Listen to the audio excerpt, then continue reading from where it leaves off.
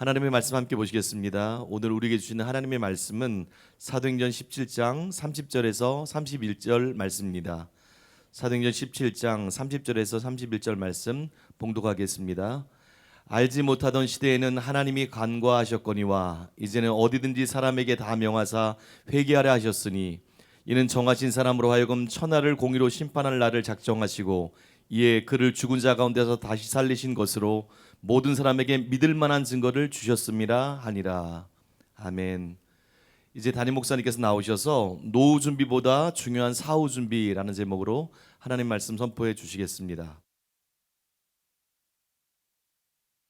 지난번부터 전도설교를 말씀드리고 있는데 첫 시간에는 하나님이 정말 살아계신가 존재하시나 여기에 대해서 아마 여러분들이 많이 확증이 되고 공명이 되셨을 거예요. 그 사실을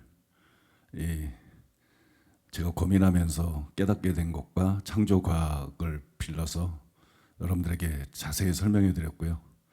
오늘은 여러분들에게 우리가 예수님을 믿을 수밖에 없는 가장 확실한 증거, 하나님이 우리에게 주신 대표적인 증거, 그게 바로 부활인데 이걸 너무나 많은 사람들이 중요성을 모르고 가소평가하고 지나치고 있기 때문에 부활이 얼마나 결정적인 증거인가를 설명하면서 이 기독교가 주장하고 있는 하나님께서 인류의 구원을 위해서 주신 그 복음의 내용을 불신자들도 공명하고 이해하기 쉽게 아주 간략하고 아주 실제적으로 여러분들에게 먼저 설명을 드리고요.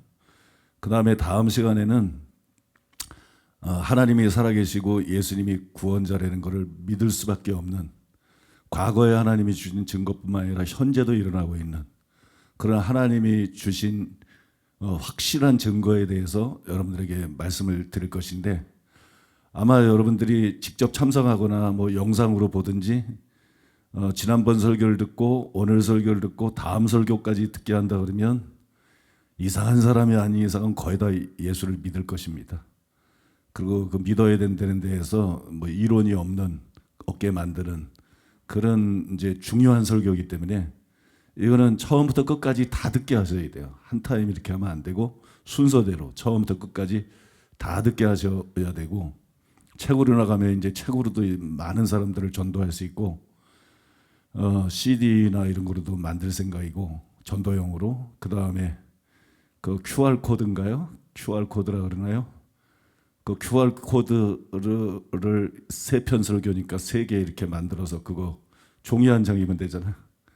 그런 특이한 전도지를 이제 교회에서 대량으로 이렇게 찍어내 가지고 언제든지 핸드폰으로 이렇게 탁 스캔만 하면 3가지 설교를 다 들을 수 있게끔 그래서 많은 사람들을 구원할 수 있게끔 그렇게 이제 해나갈 예정이기 때문에 이게 한 번 하고 말 설교가 아니라 영혼 구원을 위해서 예수님 재림할 때까지 마르고 닳도록 사용되어야 될 그를 설교해요. 그래서 여러분들이 관심을 가지고 기대하시는 마음으로 잘 들어주시면 좋겠습니다. 이제 오늘은 두 번째 증거죠. 두 번째 증거 예수님의 부활에 대해서 말씀을 드리겠는데 많이 들은 얘기겠지만 그게 사실이에요. 공기는 존재하지만 눈에 보이지 않는다. 그렇죠? 근데 하나님도 분명히 존재하지만 눈으로 볼 수가 없다.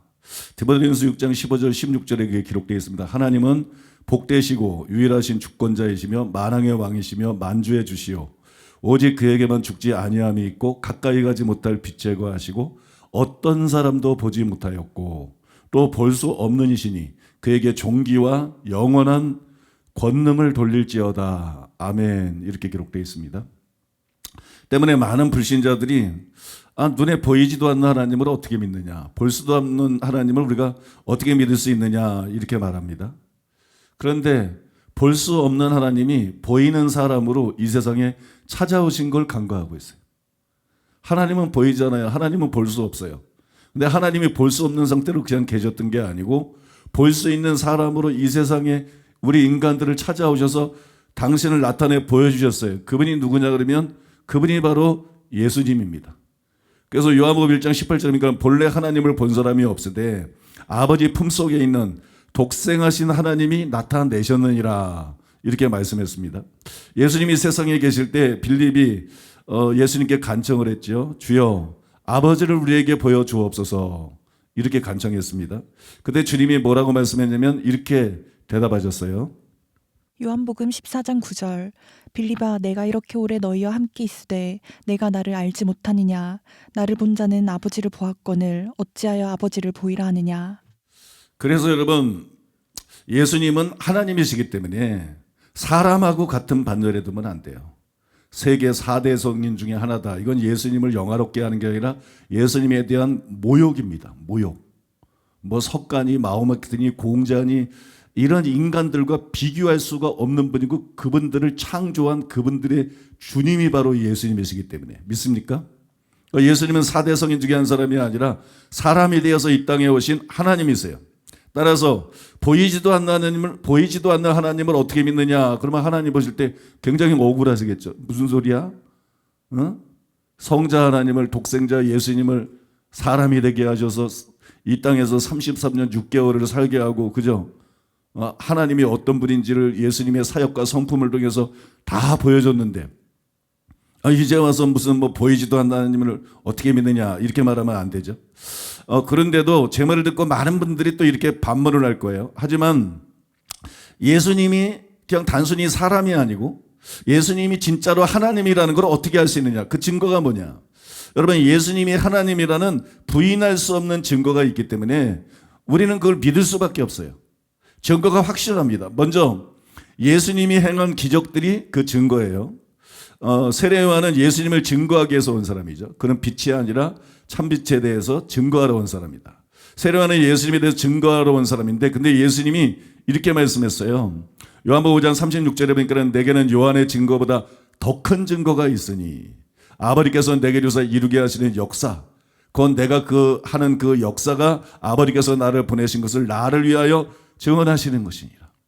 세례 요한의 여자가 낳은 자 중에 가장 큰 자인 선지자 중에 선지자인 세례 요한의 증거도 크지만 세례 요한보다 더 큰 증거가 뭐냐? 예수님이 행하시는 역사. 왜냐하면 그것은 하나님이 직접 예수님과 함께 하셔서 예수님이 어떤 분인지를 증거해주는 하나님의 증거이기 때문에 믿습니까? 세례 요한의 증거는 사람의 증거고 예수님이 행하는 역사는 하나님의 증거이기 때문에 그게 더 큰 증거다. 그래서 또 예수님이 이렇게 말씀했어요. 요한복음 10장 25절에 보니까 내가 내 아버지의 이름으로 행하는 일들이 나를 증거하는 것이오늘 이렇게 말씀했어요. 오늘 집에 가셔서 마태복음, 마가복음, 누가복음, 요한복음을 꼭 읽어보시기 바랍니다. 믿지 않는 분들은 꼭 읽어보시기를 바랍니다. 그러면 예수님이 얼마나 놀라운 분인지를 알 수가 있어요. 예수님이 이 땅에 계실 때 얼마나 놀라운 기적들을 많이 행하셨는지. 예수님은 각색 병든 자를 고치고 맹인의 눈을 뜨게 하고 살이 썩어 문드러지는 문둥이를 깨끗하게 하고 귀신 들린 자에게서 귀신을 쫓아내서 자유케 하고 그 다음에 물로 포도주를 만들고 음식이 불어나게 만들고 풍랑을 잠잠하게 만들고 바다 위를 걸으시고 그 다음에 죽은 자를 살리시는 등 수많은 기적들을 행했어요. 수많은 기적들을. 그래서 우리는 여기서 물어야 돼요. 세계 4대 성인이나 종교의 교주들 중에서 이렇게 놀라운 기적을 행한 분이 어디 있는가? 이렇게 놀라운 기적을 행한 분들이 있는가? 없다는 거예요. 없어요. 우리나라에서 제일 유명한 석가모니를 생각해 보겠습니다. 종교의 교주들 중에서. 여러분, 예를 들어서 옛날에 인도 구시라성에 시다림에서 한 과부가 슬피 울고 있었어요. 거기 이제 석가모니가 지나가게 됐는데 석가모니가 지나치다가 여인이 울고 있으니까 이유를 물었어요. 그 과부가 석가모니에게 병 중에 있는 외아들을 살려달라고 애원을 했습니다. 사사모에 데려오면 되는데 병 중에 있는 이제 외아들을 살려달라고 애원을 했어요. 이때 석가모니가 뭐라 그러냐? 한 번도 사람의 죽은 일이 없는 집에 쌀을 한 줌 얻어다가 죽을 끓여서 먹으면 살아날 것이다. 참 낯간지럽죠. 그냥 못 고치면 못 고친다 딱 그러지. 그래요. 이런 말을 한다고요. 그래서 그 과부가 왼종일 돌아다니다가 부처님 하루 종일 다녀도 그런 집이 없어서 빈손으로 왔습니다. 그랬더니 석가모니가 뭐라냐면 자매요, 생자 필멸이라. 사람이 나면 반드시 죽는 것, 인연 따라 일어나 인연 따라 없어지는 것이니 너무 슬퍼할 것이 없느니라. 여러분, 웃기지 않나요? 이게 무슨 사람이 믿고 따를 수 있는 신이고 종교의 교주가 될 수 있습니까? 이런 말을 누가 못하겠어요, 여러분? 그리고 그런 말장난을 왜 합니까? 그죠? 그냥 간단하게 위로하면 되는 거지 뭐 왼종일 그런 말장난을 뭐 때문에 합니까? 반면에 예수님은 어떻게 했느냐? 누가복음 7장 11절에 15절에 보면 이렇게 기록되어 있어요. 누가복음 7장 11절로 15절. 그 후에 예수께서 나인이란 성으로 가실새 제자와 많은 무리가 동행하더니 성문에 가까이 이르실 때에 사람들이 한 죽은 자를 메고 나오니 이는 한 어머니의 독자요 그의 어머니는 과부라. 그 성에 많은 사람도 그와 함께 나오거늘 주께서 과부를 보시고 불쌍히 여기사 울지 말라 하시고 가까이 가서 그 관에 손을 대시니 맨 자들이 서는지라. 예수께서 이르시되 청년아 내가 내게 말하노니 일어나라 하시매 죽었던 자가 일어나 앉고 말도 하거늘 예수께서 그를 어머니에게 주시니. 여러분 어때요? 완전히 차원이 다르지 않나요? 비교가 불가합니다. 부처는 죽어가는 아들의 병도 고치지 못했어요. 죽은 사람을 못 살린 게 아니에요, 여러분. 죽어가는 이 아들의 병도 고쳐주지 못했어요. 근데 예수님은 죽어서 장사 지내려고 들려가는 시체를 관을 열고 그 죽은 시체를 살려주셨어요. 이외에도 예수님은 야이로의 딸도 살리고 이번에는 완전히 장사 지내서 썩은 냄새가 진동하는 라사로를 살렸어요. 이게 무슨 소생하고 다른 거예요. 살이 다 썩었는데 살았다는 거는 그냥 생명이 들어간 게 아니라 썩은 살들이 하나님이 창조주이기 때문에 창조적인 역사로 완전히 어린아이처럼 다 새살이 되고 장기가 다 새롭게 된 것입니다. 사람을 창조한 거죠. 예수님이 하나님이기 때문에 여러분 이런 일을 할 수 있었어요. 그리고 성령님이 함께 하셨기 때문에 이런 일을 할 수 있었어요. 그런데 예수님이 행하신 이런 모든 기적들은 뭐냐? 단순히 놀라운 일이 아니라는 거예요. 기적이 아니라는 거예요. 예수님이 행하신 이런 놀라운 기적들은 모두가 예수님이 누구이신가를 보여주는 거라는 거예요. 예수님이 누구이신가를 보여주는 증거들이라는 거예요. 예수님이 소경의 눈을 많이 뜨게 했어요. 이거는 예수님이 세상의 빛이라는 것을 기적을 통해서 말씀하고 증거하고 있는 거예요. 예수님이 오병이어의 기적, 사병이어의 기적, 음식을 풀어나게 하는 기적을 했어요. 왜냐하면 예수님만이 사람에게 생명을 줄 수 있는 영생을 줄 수 있는 생명의 떡이라는 것을 증거하는 거예요. 예수님이 죽은 자들을 많이 살렸어요. 왜냐하면 예수님만이 부활이고 생명이라는 거예요.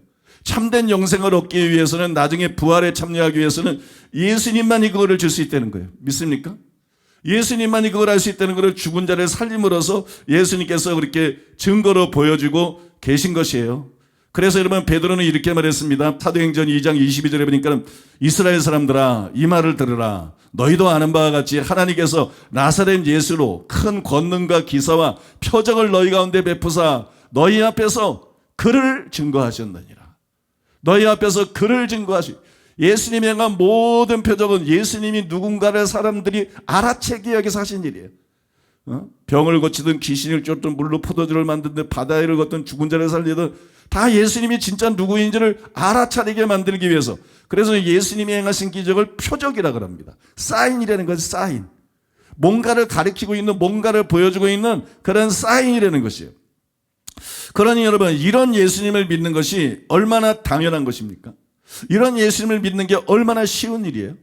이런 예수님을 믿는 것이 얼마나 여러분 자연스러운 것입니까? 그래서 우리는 예수님을 믿어야 되는 거예요. 다음으로 예수님이 단순히 사람이 아니라 하나님이라는 것을 믿게 만드는 이보다 더 확실한 증거가 있어요. 예수님이 사복음서에서 행한 일도 엄청나고 놀라운 것이고 뭐 4대 성인이나 뭐 어떤 사람도 그런 걸 행한 적이 없는데 여러분 이거보다 훨씬 놀라운 확실한 증거가 있어요. 그게 바로 부활입니다. 예수님의 부활입니다. 여러분 베드로가 최초로 이렇게 신앙 고백을 했죠. 주는 그리스도시요 살아계신 하나님의 아들이시니이다. 이 신앙 고백은 예수님이 누구신가 그거 말하는 거예요. 주는 예수님은 누구신가? 그리스도시다. 인류를 구원할 구약 성경에 기록되어 있는 바로 메시아이시다. 인류의 구원자이시다. 그리고 살아계신 하나님의 아들이다. 여기는 친자의 개념이기 때문에 사람의 아들은 사람인 것처럼 개 새끼는 개죠. 강아지입니다. 개새끼가 아니고 개 새끼는 강아지. 개 새끼는 개잖아요. 고양이의 새끼는 고양이잖아요. 사람이 자녀를 낳으면 사람이잖아요. 하나님의 아들이라는 것은 하나님이라는 거예요. 그래서 예수님이 자신이 하나님의 아들이라고 그랬을 때 유대인들이 참나보다 하면서 돌로 쳐서 예수님을 죽이려고 그런 거예요. 왜냐하면 자기를 하나님과 동등으로 삼으신다. 그렇게 여러분 성경에 기록이 되어 있는 것입니다. 그러니까 예수님은 그리스도이실 뿐만 아니라 그걸 넘어섰다는 거예요. 그 이상이래요. 예수님은 하나님이래요. 이게 베드로의 신앙 고백이에요. 이처럼 베드로는 예수님이 인류의 구원자일 뿐만 아니라 하나님이다, 이렇게 신앙 고백을 했는데, 그런데 이 부활이 곧 예수님이 그런 분이라는 걸 보여주는 확실한 증거라는 거예요. 이 부활은 예수님이 바로 메시아고 예수님이 바로 하나님이라는 것을 보여주는 가장 놀라운 증거라는 거예요.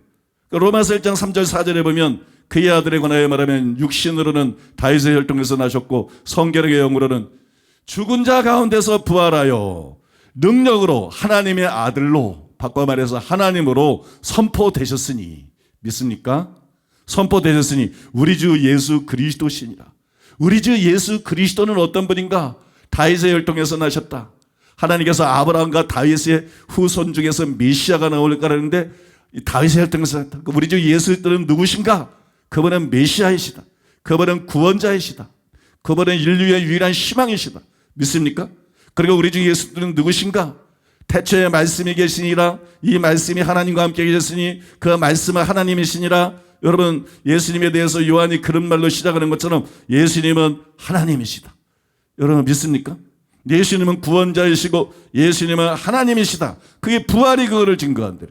또한 여러분, 바울은 본문 31절에서 이렇게 말했어요. 그를 죽은 자 가운데서 다시 살리신 것으로 모든 사람들에게 믿을 만한 증거를 주셨음이니라. 이게 무슨 말입니까? 부활은 예수님을 믿을 수 있는 결정적인 증거라는 거예요. 예수님이 메시아고 예수님이 하나님의 아들이고 예수님을 믿어야만 구원받으시다는 걸 보여주는 결정적인 증거라는 거예요. 그러니까 하나님은 무턱대고 믿어라, 믿지도 못할 이상한 말씀을 하시면서 무턱대고 믿어라, 이런 것이 아니에요. 부활이라는 강력하고 확실한 증거를 보여주시면서 믿으라고 말씀하시는 것이에요. 그런데 못 믿을 이유가 어디 있어요? 예수님이 행하신 모든 기적뿐만 아니라 부활도 증거인데 믿습니까? 그런 증거를 보여주고 믿으려는데 못 믿을 이유가 어디 있어요? 그래서 우리는 예수님을 믿어야 되고 예수님을 믿지 않으면 그 자체가 죄가 되는 것입니다. 하나님께서 이렇게 놀라운 증거를 보여주시는데도 믿지 않기 때문에 그것은 완악한 것이고 그것은 강팍한 것이고 하나님 앞에서는 피할 수 없는 무서운 죄가 되는 것입니다. 다시 말하지만 부활은 하나님께서 모든 사람에게 믿으라고 주신 최고의 증거, 최고의 표적이에요. 그래서 우리가 사도행전을 읽어보면 가장 위대한 전도자가 사도행전 전반부에서는 베드로고 사도행전 후반부에서는 바울인데, 베드로도 바울도 복음을 전할 때 어떻게 전했느냐? 그냥 예수님 믿어라 이렇게 말 안 했어요. 베드로도 바울도 복음을 전할 때 부활을 사용해서 예수님을 전했고 부활을 사용해서 복음을 전했습니다. 베드로를 말씀드리면 베드로는 복음을 전할 때 먼저 성군이요 선지자인 다윗이 이런 말을 했잖아요. 주의 거룩한 자로 썩음을 당하지 않게 하실 것이미로다. 그런데 다윗은 죽어서 그의 무덤이 있고 그의 몸이 다 썩었거든요. 그럼 이게 누구에게 대한 말이냐? 바로 다윗의 후손으로 오시는 예수님 메시아에 대해서 예언을 한 것이라는 거예요. 믿습니까? 메시아에 대해서 예언을. 그냥 누가 나타나가지고 문선명이처럼 내가 메시아다 떠든다고 그게 메시아가 아니고 근데 헛소리 하는 것이고, 누가 메시아냐? 죽을 뿐만 아니라 죽음을 이기고 살아나는 사람이 메시아다. 믿습니까? 메시아를 약속하면서 메시아가 누구지를 알아볼 수 있게 하나님께서 분명히 해놓으셨어요. 죽음을 이기고 살아나는 사람이 메시아다. 살아나서 뭐라고 떠들든 그건 다 가짜다. 죽음을 이기고 살아나는 그 사람이 메시아다. 믿습니까? 죽음을 이기고 살아나는 그 사람이 메시아다. 이걸 증명하고 난 다음에 베드로가 이렇게 말하는 거예요. 뭐냐면 그런데 예수님이 다시 살아나셨고 우리가 그 일의 증인이다. 왜냐하면 우리는 부활하신 예수님을 여러 번 만났기 때문에. 믿습니까? 예수님의 살아나고 우리가 그 증인이다. 그러므로 예수님이야말로 우리가 기다리던 메시아다. 너희가 기다리던 메시아다. 그랬더니 여러분, 구약 성경을 인정하는 유대인들이 그 말을 듣고 3,000명이 떼거리로 회개를 한 거예요. 뭐 꼼짝 못하는 거예요. 성경의 메시아는 이런 분이라 했는데 예수님이 죽음을 이기고 살아나서 바로 그분인 것을 증명했으니까 할 말이 없는 것이에요. 믿습니까? 그래서 3,000명이, 베드로가 설교를 잘해서 그런 게 아니에요. 그래서 3,000명이 회개를 한 것이에요. 또 사도 바울도 부활을 이용해서 복음을 전파했습니다. 사도행전 17장 1절로 3절. 거기 유대인의 회당이 있는지라 바울이 자기의 관례대로 그들에게로 들어가서 새 안식일에 성경을 가지고 강론하며 뜻을 풀어 그리스도가 해를 받고 죽은 자 가운데서 다시 살아나야 할 것을 증언하고 이르되 내가 너희에게 전하는 이 예수가 곧 그리스도라 하니. 바울이 회당에 들어서 자기 관례대로 항상 이렇게 했어요. 항상 회당에도 들어갔고 또 항상 이런 방식으로 복음했는데 성경을 가지고 구약 성경을 가지고 강론하여 뜻을 풀어 그리스도가 해를 받고 그리스도는 어떤 사람이냐? 그리스도는 와서 왕으로 다스리는 분이 아니다. 그리스도는 죽으러 오신 분이다. 대속제물이 되기 위해서. 그리스도가 해를 받고 죽은 자 가운데서 다시 살아나야 될 것을 구약 성경의 예언을 통해서 베드로처럼 증언을 했다는 거예요. 그 다음에 내가 너희에게 전하는 이 예수님이 바로 그런 분이다. 믿습니까? 예수님이 그렇게 죽지 않으셨느냐? 그 다음에 예수님께서 그렇게 살아나시지 않으셨느냐? 부활하신 예수님이 나에게도 나타났다. 믿습니까? 그러니까 성경대로 죽으시고 성경대로 살아나는 그분이 바로 구약 성경이 약속하고 있는 메시아인데 예수님이 바로 그런 분이다. 그러니까 우리가 반드시 예수님을 믿어야 된다. 이것이 사도 바울의 복음 전파 방법이었다는 거예요. 그냥 예수 믿어라, 그냥 회개하라, 예수 천당 불신지역 이런 식의 무대뽀 전도가 아니었다는 것이. 베드로가 한 전도도 그렇고 바울이 전도한 것도 그렇고 이것이 바울이 복음을 전파하는 전형적인 방식이었어요. 그것이 여러분 다음 구절에도 분명히 나타나 있는데 고린도전서 15장 1절이와 8절에 보니까 형제들아 내가 너에게 전한 복음을 너에게 알게 하노니 생략하고 내가 받은 것을 먼저 너에게 전하였노니 이는 성경대로 그리스도께서 우리 죄를 위하여 죽으시고 이게 성경 이사야 54장에 예언되어 있는 거예요. 믿습니까? 그가 찔리면 우리의 죄악을 인하며 쭉 나오잖아요. 그래서 여러분 성경대로 그리스도께서 우리 죄를 위하여 죽으시고 장사지난 바 되셨다가 성경대로 사흘 만에 다시 살아나사 이게 우리가 전해야 될 복음이라는 거예요. 성경대로 우리 죄를 대신하기 위해서 예수님이 죽으셨다. 또 성경대로 예수님은 성경의 예언대로 다시 살아나셨다. 그 다음에 살아나셨을 때는 증거가 많은데 게바에게 보이시고 살아나신 그분이 게바에게 보이시고 후에 12제자에게 후에 500여 형제에게 일시에 500명한테 보이시고 그 다음에 그 후에 야고보에게 보이셨으며 그 후에 모든 사도에게와 맨 나중에 만석되지 못하여 간자 같은 내게도 보이셨느니라. 바울은 예수님을 핍박하고 예수 믿는 자를 핍박하는 자인데 부활하신 예수님이 다메섹 도상에게 자신에게 나타남으로써 꼼짝없이 예수님이 정말 메시아이고 예수님이 하나님이구나 믿고 사도가 돼서 복음을 전하다가 순교한 사람 아닙니까?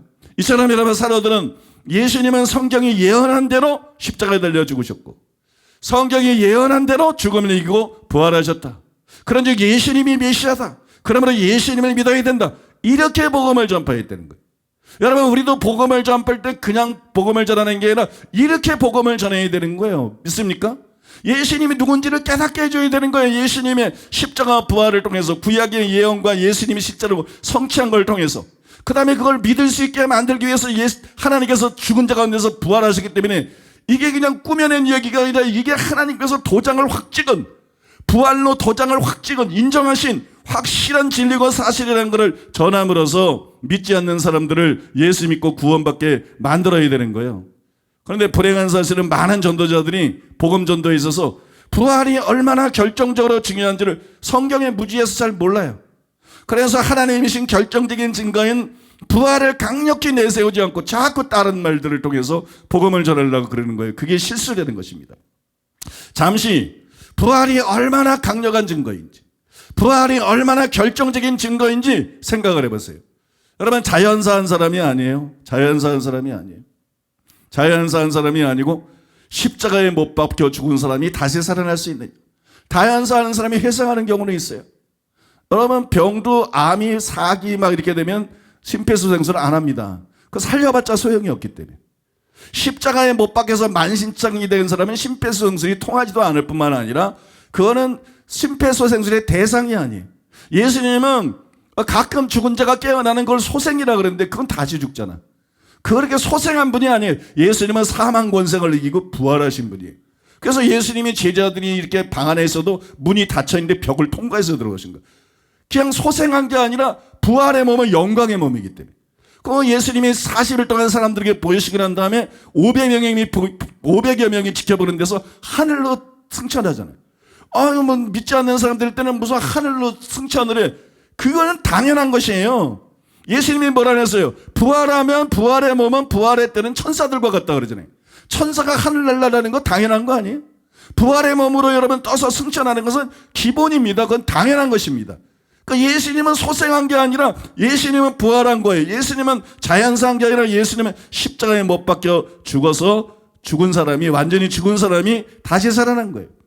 패션 오브 크라이스트라는 영화가 잘 보여주는 것처럼 예수님은 39대에 채찍에 맞아서 이미 초죽음이 됐어요. 그 40대를 안 때리는 이유가 죽을까 봐 안 때리는 거니까. 39대에 채찍을 맞아서 완전히 초죽음이 됐어요. 예수님은, 다른 강도들은 자기 십자가 다 짊어지고 가는데 예수님은 짊어지고 갈 힘이 없어.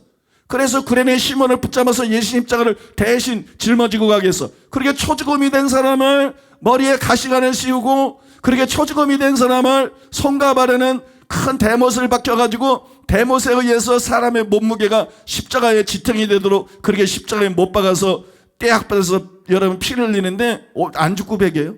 그래도 사람 목숨이 찔겨서 어떤 사람은 뭐 한나절, 하루, 이틀, 며칠이 가는 사람이 있다고요. 근데 예수님은 몇 시간 만에 죽었다고요. 십자가에서 몇 시간 만에 죽었어요. 그래서 로마 군병이 이건 사형을 집행하는 것이기 때문에 예수님이 진짜로 안 죽었으면 죽여야 돼. 그래서 십자가에 못 박은 사람이 때가 지나면 죽을 때까지 기다리는 게 귀찮으니까 로마 군병들이 다리를 부러뜨려서 죽여요. 다리를 부러뜨려서 죽이는데 이거 예수님 죽인 게 너무 죽은 게 너무 확연해 보니까 로마 군병이 다리를 부러뜨리지 않고 여러분 옆구리를 창으로 찔렀어요.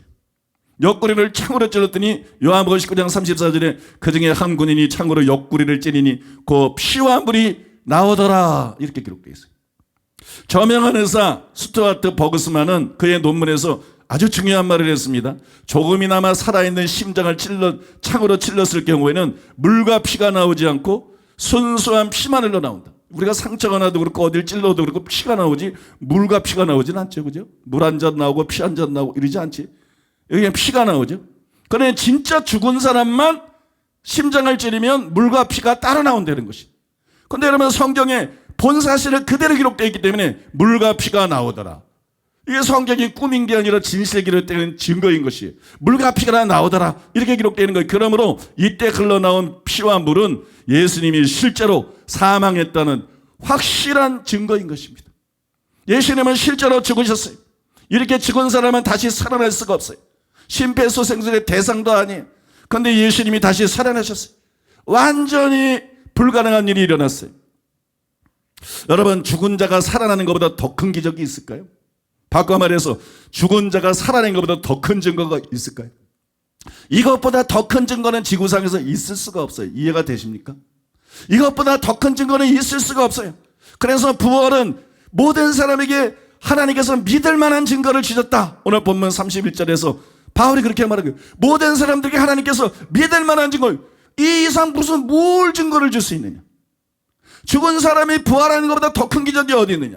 죽은 사람이 부활한 것보다 더 큰 증거가 어디 있느냐?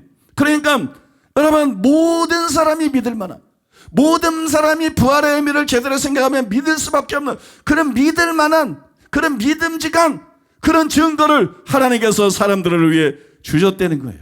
그러니까 여러분 우리는 하나님이 주신 이 최고의 증거를 무시하지 말고, 믿습니까? 하나님이 주신 이 최고의 증거, 부활 앞에서 예수님은 진짜 메시아고, 예수님은 정말 하나님의 아들이구나, 우리를 구원하기 위해서는 하나님이구나, 그걸 깨닫고 예수님을 믿어야 될 줄로 믿습니다.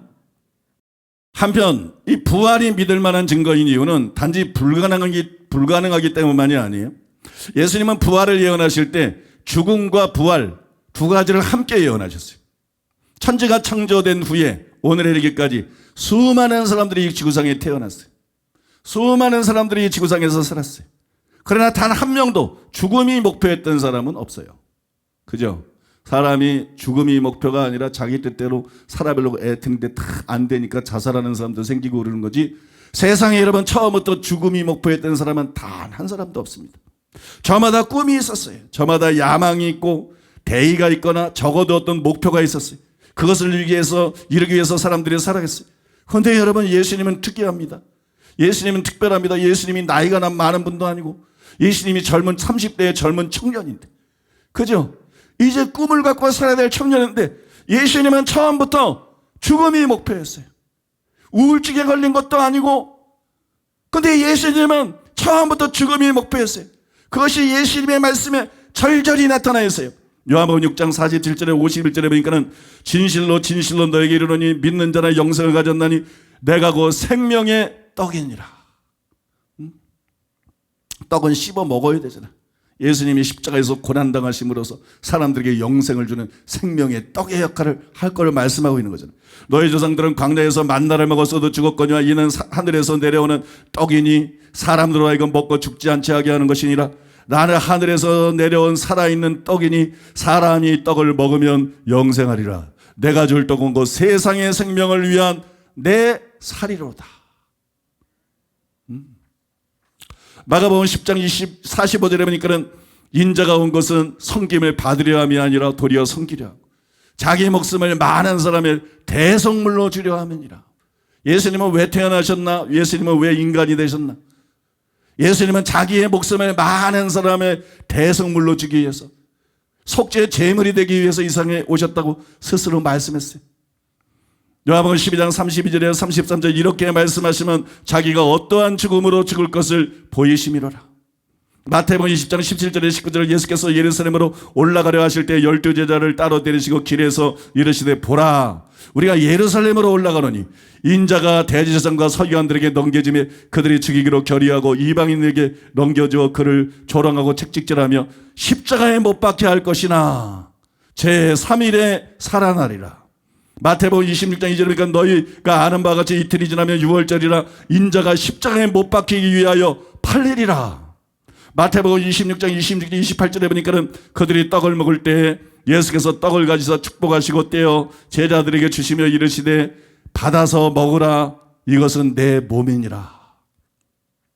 또 잔을 가지사 감사기도 하시고 그들에게 주시며 이르시되 너희가 다 이것을 마시라 이것은 제사함을 얻게 하라고 많은 사람에게 흘리는 바 나의 피 곧 언약의 피니라. 여러분 예수님은 공생의 내내 죽음을 향해서 한 발 한 발 내디뎠어요. 성공을 위해서 내디뎠던 게 아니에요. 무슨 종교적인 엄청난 지도자가 되려고 어떤 사역을 위해서 그랬던 게 아니에요. 예수님이 엄청난 기적인가 이스라엘 백성들이 예수님이 임금으로 삼으려 했어요. 예수님은 마다했어요. 예수님이 임금이 되기 위해서 오는 게 아니에요. 예수님은 세상을 점령하기 위해서 오신 것이 아니에요. 예수님은 사람을 구원하기 위해서 죽기 위해서 오신 것이 믿습니까? 죽기 위해서 오신 것이 십자가를 향해서 한 발걸음 나가셨어요. 예수님은 말만 그렇게 한 게 아니에요. 예수님의 의지는 확고했습니다. 그래서 여러분 자신의 죽음을 만리하는 수제자 베드로를 엄히 꾸짖었어요. 마태복음 16장에 보니까는 베드로가 예수를 붙들고 항변하여 이르되 주여 그리 마옵소서 이 일이 결코 주에게 미치지 아니하리이다. 예수께서 돌이키시며 베드로에게 이르시되 사단아 내게로 물러가라. 너는 나를 넘어지게 하는 자라다. 내가 하나님의 일은 생각지 않고 도리어 사람의 일을 생각하는도다. 사탄이 나오고 하나님이 나오고 사람이 나옵니다. 사탄의 일은 우리를 멸망시키는 거예요. 우리를 지옥에 끌고 가기 원하는 거예요. 예수 안 믿고 지옥에 끌고 가고 괴롭히기를 원하는 거예요. 하나님은 우리를 살리는 거예요. 하나님은 우리를 구원하는 거예요. 그러니까 사탄이 베드로에게 생각을 주어서 사람의 생각을 집어넣는 거예요. 사람으로 생각하면 스승이 십자가에 못 박혀 죽을 거라는데 그리하지 마옵소서. 당연하지. 그러나 그건 사람의 생각이. 하나님의 생각은 달라요. 하나님의 계획이 있어요. 하나님의 목적이 있어요. 하나님은 예수님을 희생제물로 만들어서 십자가의 끔찍한 지금을 통해 인류의 죄를 대속함으로 인류를 구원하고 천국에 데려가기를 원하시는 거예요. 내가 사단아 내들어 물러가라. 내가 하나님의 일을 생각지 않고 사람의 일을 생각하는다. 예수님이 말씀했는지 여러분 확실히 이해가 되시지 않습니까? 여러분 이것이 무엇을 의미하겠어요? 이 모든 말씀들이 뭘 의미할까요? 예수님이 십자가에 달려 죽기 위해서 이 세상에 오셨다는 거예요. 예수님은 십자가에 달려 죽기 위해서 이 세상에 오셨어요. 히브리서 10장 5절에서 7절에 보면 여러분 이런 예수님의 마음, 이런 예수님의 목적을 히브리서 기자가 이렇게 표현하고 있어요. 그러므로 주께서 세상에 임하실 때 이르시되 하나님이 제사와 예물을 원하지 아니하시고 오직 나를 위하여 한 몸을 예비하셨도다. 번제와 속죄제는 기뻐하지 아니하시나니 이에 내가 말하기를 하나님이여 보시옵소서 두루마리 책에 나를 가리켜 기록된 것과 같이 하나님의 뜻을 행하러 왔나이다 하셨느니라. 여러분 또한 예수님의 이 모든 말씀이 뭘 의미하느냐? 예수님이 하신 어떤 일보다도 예수님의 십자가의 죽음이 중요하다는 거예요. 예수님이 행한 어떤 일보다도, 누가 행하는 어떤 일보다, 인류 역사상 어떤 업적보다도, 어떤 발견과 어떤 발명보다도 세상에서 인류 역사상 제일 중요한 사건이 뭐냐? 예수님이 십자가에서 죽은 것입니다. 예수님이 십자가에서 죽은 것. 어떻게 참 진리를 가르치시고 천국 복음을 전파하시고 병을 고치고 귀신을 쫓고 죽은 자를 살리는 것보다 십자가에서 처참하게 죽는 것이 더 중요할 수가 있느냐? 여러분, 이 안에 비밀이 있어요. 이 안에 기독교를 기독교되는 복음 진리가 있어요. 이 안에 기독교는 독선적이고 기독교는 배타적이라고 여러분 많은 사람들이 오해하게 만드는, 참된 불신자들의 눈에는 가려져 있는 참된 진리와 참된 실체가 이 안에 들어있어요. 그거를 제가 최대한 간략하게 그 다음에 최대한 여러분들이 이해하기 쉽게 설명을 해드리겠습니다. 첫째로 따라해 보겠습니다.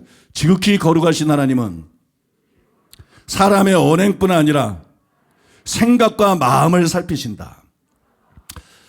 사무엘상 16장 7절에 보면 공동번역에 이렇게 기록되어 있어요. 하나님은 사람들처럼 보지 않는다. 사람들은 겉모양을 보지만 나 야훼는 속마음을 들여다본다. 이게 중심을 보신다는 말의 의미예요. 중심의 원어가 그냥 마음입니다. 번역을 중심이라고 사실 하면 안 돼요. 중심이 뭐 따로 있는 게 아니야. 사람은 외모를 보지만 하나님은 마음을 보신다, 그런 뜻이에요. 하나님은 우리의 행동을 단순히 보고 있지 않아요. 하나님은 우리의 마음을 꿰뚫어 보세요. 잠언 17장 9절에야 10절이니까 만물보다 거짓되고 심히 부패한 것은 마음이라. 누가 능히 이를 알리오마는 나 여호와는 심장을 살피며 폐부를 시험하고. 그래서 여러분, 세상에서 제일 부패한 게 인간의 마음이야. 세상에서 제일 더러운 게 인간의 마음이야. 세상에 횡행하고 있는 이 나라나 전 세계적으로 모든 악이 인간의 마음에서 나왔어. 그죠? 예수님이 말하는 모든 악한 생각, 살인, 간음, 수많은 모든 행동이 인간의 마음에서, 부패한 인간의 마음에서, 이 세상의 모든 죄는 인간이 어떤 존재인지를 보여주는 거예요. 여기서 여러분 모든 악이 나왔어. 하나님이 보니까 쥐가 썩은 게 제일 부패한 게 아니더라. 뱀이 썩은 게 제일 부패한 게 아니더라. 개구리가 썩은 게 제일 부패한 게 아니라 인간의 마음이 제일 더럽더라. 하나님이 보니까 인간의 마음이 제일 썩었더라. 그러니까 인간은 다 죄인이야. 누가 그렇지 않다고 말할 수 있어? 나는 의인이야, 양심이야. 행동 얘기하는 거잖아. 마음은 살인자잖아. 마음은 간임자잖아. 마음은 도둑이잖아. 마음으로는 그런 거 다 원하잖아. 그죠? 그렇지 않은 사람이 어디 있어? 만물보다 거짓되고 심히 부패한 것이 마음. 근데 여러분, 누가 등이 이를 알리오? 사람들은 몰라. 그죠? 사람들은 상대방의 마음을 몰라. 상대방의 마음을 다 안다 그러면 부끄러워서 다니겠어요. 그죠? 상대방의 마음을 몰라. 근데 하나님은 그걸 보신다. 하나님은 그걸 보신다. 잠언 16장 2절에 보면 사람의 행위가 자기 보기에는 모두 깨끗하 해도 행위 갖고 얘기해요. 나는 양심적인 사람이야. 난 법 없이도 살 사람이야. 나는 착한 사람이야. 사람의 행위가 자기 보기에는 모두 깨끗하 해도 여호와는 그 행위를 보지 않고 그 사람의 심령을 감찰하시느니라. 그래서 하나님이 보실 때는 다 죄인인 거예요. 하나님이 보실 때는 의인이 하나도 없는 거예요. 도토리 키재기하고 있는 거예요. 믿습니까? 하나님이 볼 때는 다 죄인이에요. 그게 예수님이 말씀한 거예요. 마태복음 5장 28절에서 나는 너에게 이르노니 음욕을 품고 여자를 보는 자마다 마음의 힘이 간음했다. 몸으로 간음한 것뿐만 아니라 생각으로 간음한 것도 하나님 보실 때는 간음죄다, 그 얘기인 겁니다. 요한일서 3장 15절이니까 그 형제를 미워하는 자마다 살인하는 자니 사람을 칼로 찔러 죽여야만 살인이 아니라 다른 사람을 미워하는 것도 살인이다. 그래서 살인에 대해서 산상수훈에서 말하면서 예수님이 분노도 살인이다, 욕하는 것도 살인이다, 그렇게 말씀한 거잖아요. 믿습니까? 그게 다 살인이라고, 형제를 향해서 밀어넣는 놈이라는 지옥불에 들어가게 되리라고 예수님 무섭게 경고하신 거 아니에요? 로마서 7장 7절 공동번역 성경 열어보니까 탐욕이 죄다. 10번째 계명이 뭐예요? 내 이웃의 모든 것을 탐하지 말라. 살인하지 말라는 거면 계명이 아니에요. 간음하지 말라는 거면 계명이 아니에요. 도둑질하지 말라는 거면 계명이 아니에요. 탐하지 말라는 것도 계명인데 여러분, 탐심이 가장 보편화되어 있는 죄악 아니에요? 돈을 사랑하고 탐심이 이 지구에서 사람들 속에 제일 보편화되어 있는 죄 아닙니까? 때문에 여러분, 사람은 하나님 앞에 모두 죄인인 거예요. 사람은 하나님 앞에 모두 죄인이에요. 생각으로 죄짓지 않는 사람이 없기 때문에, 마음이 만물보다 부패했기 때문에. 이거는 여러분 조금 더 이상하거나 여러분 지나친 말이 아니에요. 왜냐 그러면 여러분도 행동으로 옮기지는 않아서도 마음의 악한 생각을 공개적으로 말할 수는 없지 않나요? 아, 나 행동으로 안 했어. 근데 나는 저 사람을 이렇게 미워해. 말할 수 있어요? 나 행동으로 말하지 않았어. 나는 저 남자에 대해서, 이 여자에 대해서 이런 상상을 했어. 여러분, 그렇게 말할 수 있어요? 아무도 부끄러워서 그런 말을 못 합니다. 왜요? 자기 지성적으로는 죄가 아니라 그러지만 자기 양심이 하는 거야. 자기 양심이 그게 죄라는 걸 아는 거야. 자기 양심이 이게 부끄러운 거라는 걸 아는 거야. 믿습니까? 그러면 내 양심도 죄라고 인정하는 그것을 거룩하신 하나님께서 그거를 죄가 아니라 그러겠어요? 당연히 여러분, 우리 양심보다 크신 하나님이 그걸 죄라고 말씀하시죠. 이해가 되십니까, 여러분? 그래서 여러분, 하나님 앞에서는 의인이 하나도 없는 거예요. 하나님 앞에서는 모두가 죄인인 것이에요. 모두가 죄인이고 모두가 구원받아야 될 필요가 있는 사람들인 것이에요. 이해가 되시죠, 여러분? 둘째로 따라해 보겠습니다. 큰 죄뿐 아니라 작은 죄도 죄의 싹은 사망이다. 큰 죄뿐 아니라 작은 죄도 죄의 싹은 사망입니다. 많은 사람들이 죄를 가볍게 얘기해요. 이게 이 시대 풍조예요. 죄를 너무 심상히 얘기해요. 죄를 너무 가볍게 얘기해요. 시간이 흐르면 그럴수록 죄를 점점 가볍게 얘기해요. 이제 뭐 동성애도 죄가 아니다. 그죠?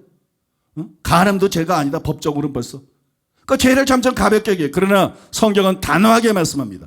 죄의 싹은 사망이다. 근데 죄의 싹은 사망이다. 그러면서 큰 죄는, 작은 죄는 이런 거 없어. 행동으로 짓는 죄는, 마음으로 짓는 죄는 그런 거 없어. 하나님 앞에서는 모든 죄가, 죄의 싹은 사망이다. 그 죄 때문에 심판받는다. 그 죄 때문에 멸망하고 지옥에 간다. 이게 여러분 성경이 선포하고 있는 진리입니다. 사자나 호랑이나 곰처럼 덩치가 큰 맹수만 사람을 죽이는 게 아니에요. 눈에 보이지도 않은 지극히 작은 병균이 사람을 죽이는 것입니다. 눈에 보이지 않는 지극히 큰 병균도 사람을 죽이는 거예요. 마찬가지로 큰 죄만 사람을 죽이는 게 아니에요. 작은 죄도 사람을 죽이는 거예요. 그래야 성경에서 죄를 가리지 않고 죄의 삭은 사망이다. 그러면 여러분 로마서 1장 28절이나 32절에 보면 이렇게 기록되어 있습니다. 그들이 마음에 하나님 두기를 싫어하매 하나님께서 그들을 그 상실한 마음대로 내버려 두사 합당하지 못한 일을 하게 하셨으니 곧 모든 불의, 추악, 탐욕, 악의가 가득한 자요, 시기, 살인, 분쟁, 사기, 악독이 가득한 자요, 수근수근하는 자요, 비방하는 자요, 하나님께서 미워하시는 자요, 능욕하는 자요, 교만한 자요, 자랑하는 자요, 악을 도모하는 자요, 부모를 거역하는 자요, 우매한 자요, 배약하는 자요, 무정한 자요, 무자비한 자라. 그들이 이 같은 일을 행하는 자는 사형에 해당한다고 하나님께서 정하심을 알고도 자기들만 행할 뿐 아니라 또한 그런 일을 행하는 자들을 옳다 하느니라.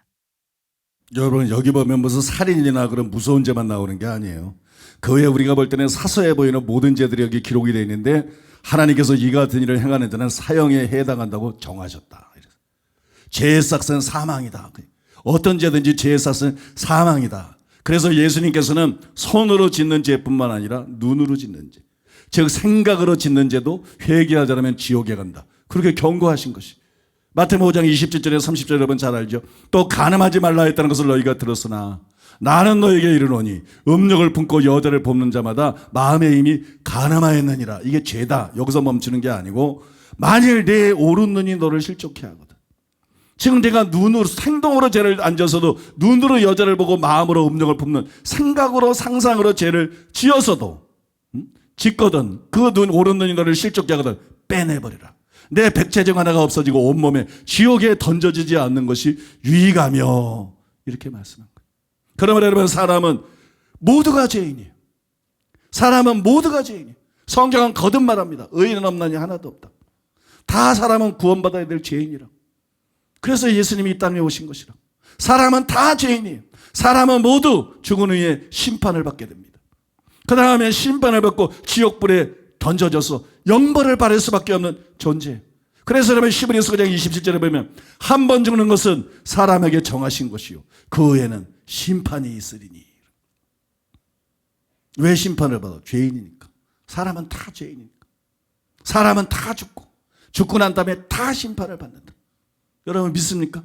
한 번 죽는 것은 사람에게 정하신 거죠. 그 위에 심판이 있으리니. 그 다음에 계시록 20장 11절에 한 12절 기록되어 있는 것처럼 여러분 지옥에 던져져서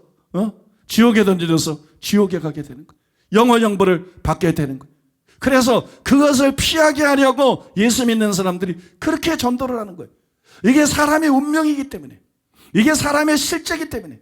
근데 사람들은 그걸 모르는 거예요. 진리를 모르기 때문에 도토리 키재기식으로 자기 마음을 살피지 않고 그냥 자기의 언행만 대강 살피고, 그리고 나는 법 없이도 살 사람이야, 나는 괜찮은 사람이야, 헛소리들을 하고 있는 거예요. 그래서 예수 믿는 사람이 그렇게 안타깝게 복음을 전하는 것입니다. 셋째로 한번 따라해 보겠습니다. 죄의 값이 사망이므로 해결책은 단 하나, 누군가 대신 죽어야 한다. 여러분 죄의 삭은 사망이기 때문에 해결책은 단 하나뿐이에요. 누군가가 대신 죽어야 돼요. 많은 분들이 착하게 살면 천국에 가고 악하게 살면 지옥에 가야지, 예수 믿어야만 천국에 간다, 그게 말이 되느냐, 그렇게 반발을 하죠. 그죠? 믿지 않는 사람은 그렇게 말해요. 이게 언뜻 들을 때는 맞는 말 같지만 굉장히 잘못된 말이에요. 이게 왜 잘못된 말인지 내가 여러분들에게 이해할 수 있게 설명해 드리겠는데, 이거는 사람의 현재 상태가 정상이라는 오해에 근거한 거예요. 그러니까 중립이야. 사람은 죄인도 아니고 악인도 아니고. 그런데 착한 일 행했으니까 천국 가고 나쁜 일 행했으니까 지옥 가고. 이건 사람의 상태를 모르는 거야. 하나님은 거룩하신 분이세요. 그런데 사람을 지을 때 하나님의 모양과 형상대로 지었어요. 이 말은 무슨 말이냐?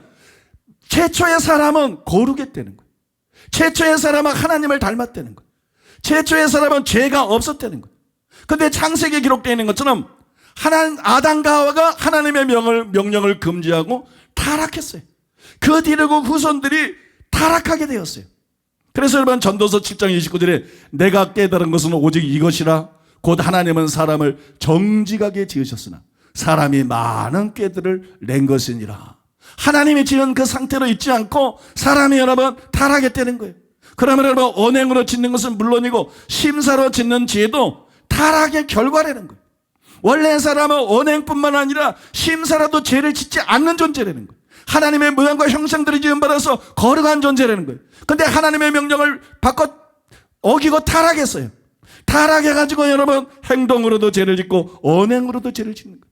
그래서 행동으로 짓는 죄가 더 큰 죄인 건 맞지만 언행으로 짓는 죄도 여러분 이게 작은 죄가 아닌 거예요. 그 사람을 지옥 심판받고 지옥에 밀어넣기에 충분한 죄가 되는 것이에요. 그래서 그 결과 행동으로 짓는 죄든지 생각으로 짓는 죄든지 그 결과 멸망하게 되는 것이에요. 이런 여러분 인류의 역사, 이 성경에 계시되어 있는 이거를 모르기 때문에 착한 사람은 천국 간다 이러는 거예요. 이걸 알면 그런 생각이 말이 안 되죠. 또 여러분 그 말이 언뜻 들으면 그럴듯하지만 얼마나 비이성적이고 얼마나 비정상적인 주장인지 모릅니다. 왜냐하면 여기 살인한 사람이 있다고 가정을 해보세요. 어떤 사람이 사람을 죽였는데 사람을 죽이는 살인을 저지르고 난 다음에 이 사람이 착하게 살았어. 그 다음엔 착하게 살았어요. 나중에 그 죄가 드러났어요. 그래 판사 앞에 서서 재판을 받습니다. 그래 판사가 보니까 이 사람이 살인은 저질렀지만 그 다음에 착하게 살았어. 그러니까 당신은 무죄다. 이렇게 결정을 판사는 한 사람도 없다는 거예요. 다른 죄들도 마찬가지예요. 어떤 죄를 지었으면 그 죄에 대한 심판을 받는 것이지 착하게 살았다 나쁘게 살았다 이건 아무 상관이 없는 것이에요. 그 뒤에 착하게 살든 나쁘게 살든 정상 참작은 되겠죠. 그죠? 형량이 달라질 수는 있겠죠. 정상 참작은 되겠죠. 하나님 법정에서도 죄의 삭은 사망이고 사망은 죽을 뿐만 아니라 둘째 사망까지 지옥까지 말하는 것이기 때문에 이 사람은 반드시 지옥에 갑니다. 근데 지옥도 더 고통스러운 것이 있고 지옥도 덜 고통스러운 것이 있어요. 이런 정상 참작은 될 수 있겠죠. 그러나 무죄가 될 수는 없다는 거예요. 지옥에 가지 않을 수는 없다는 거예요. 이해가 되십니까 여러분? 선행이라고 하는 것은 정상 참작일 뿐이지 선행이 죄를 사하지는 못한다는 것입니다. 그건 세상에서도 상식이고 하나님의 법정에서도 마찬가지고 선행이 죄를 사할 수는 없는 거예요. 근데 이미 설명해 드린 것처럼 하나님은 사람처럼 언행이 아니라 심사까지 보시기 때문에 인간은 전부 죄인이에요. 인간은 전부 죄인입니다. 그리고 죄의 삭은 사망이에요. 그런데 사람이 착하게 살면 천국에 간다니 그게 말이 됩니까? 말이 안 되는 주장이죠. 말이 안 되는 주장입니다. 사람은 착하게 산다고 천국에 가는 것이 아니에요. 누군가 내 죄를 대신 짊어져야 되는 거예요. 누가 내 대신 내 죄를 짊어져야, 즉 우리의 죄를 대속해줄 구원자가 반드시 필요한 거예요. 그래야만 사람은 죄 용서를 받고 구원을 받을 수가 있는 거예요. 그런데 세상 종교를 보십시오. 불교를 비롯해서 세상의 모든 종교들이 도덕과 다를 게 없어. 종교를 이렇게 약간 덧칠을 했을 뿐이지 주장을 보면 도덕과 다를 바가 없어. 그래서 스님들이 읽는 거 들어주면 야 불교는 좋은 종교야, 물 좋은 데서 들으면 이게 다 허구예요. 여러분, 선으로는 구원을 받을 수가 없기 때문에 그건 구원할 수 없는 종교예요. 내 죄를 사할 수 없는 종교예요. 심판을 피하게 할 수 없는 종교예요. 근데 세상 모든 종교들이 단순히 선을 얘기할 뿐만이야. 그죠? 오직 기독교만이 대속을 얘기합니다. 오직 기독교만이 피를 얘기합니다. 오직 기독교만이 죄 용서를 얘기합니다. 이게 무슨 얘기냐? 기독교의 모든 종교는 가짜라는 것입니다. 사람이 만들어낸 가짜 종교라는 것이, 진짜 하나님을 믿는 게 아니고 진짜 진리를 전하는 것도 아니고 진짜 사람을 구원하는 것도 아니라는 것입니다. 여러분 이제 분별이 되십니까? 그러면 구원은 선행으로 이루어지는 게 아니에요. 그러면 구원은 어떻게 이루어질까요? 죄에 쌌은 사망입니다. 죄 때문에 구원이 필요한 거예요. 근데 생명이 어디 있느냐? 생명은 피에 있어요. 레위기 17장 11절 육체의 생명은 피에 있음이라 생명이 피에 있으므로. 자, 성경에 생명이 피에 있다.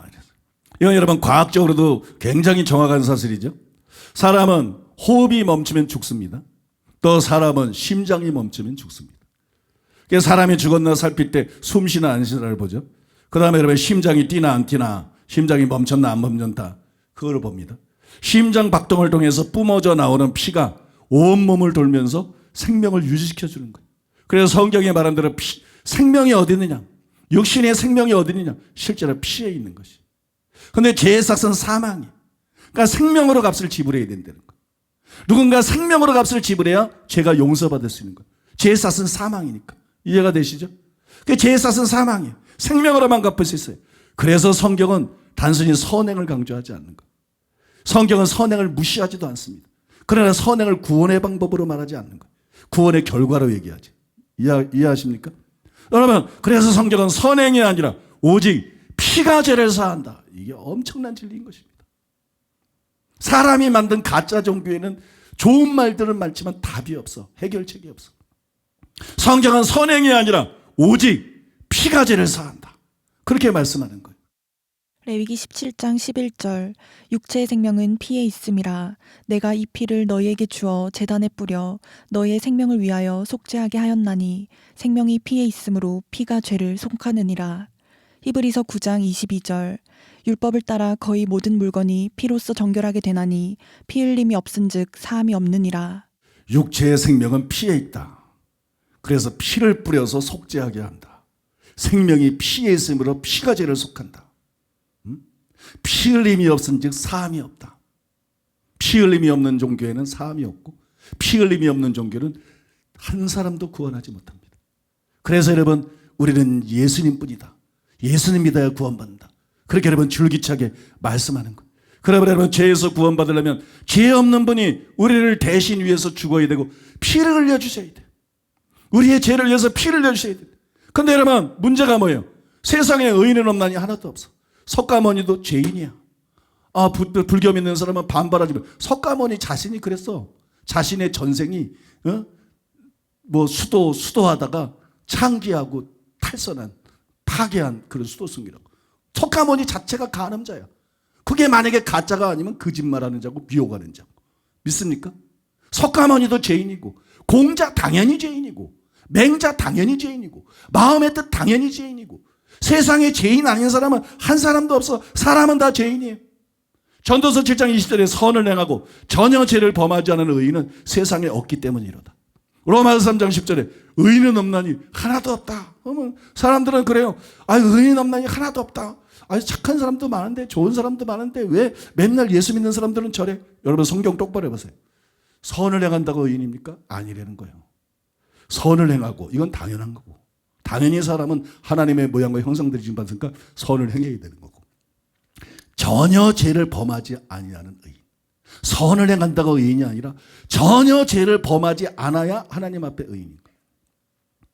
한 번도 죄를 범한 일이 없어야 하나님 앞에 의인인 거예요. 이해가 되십니까? 한 번도 죄를 범한 일이 없어요. 어떻게? 행동으로뿐만이 아니라 말뿐만이 아니라 생각으로도 마음으로도 한 번도 죄를 지은 일이 없어야 의인이에요.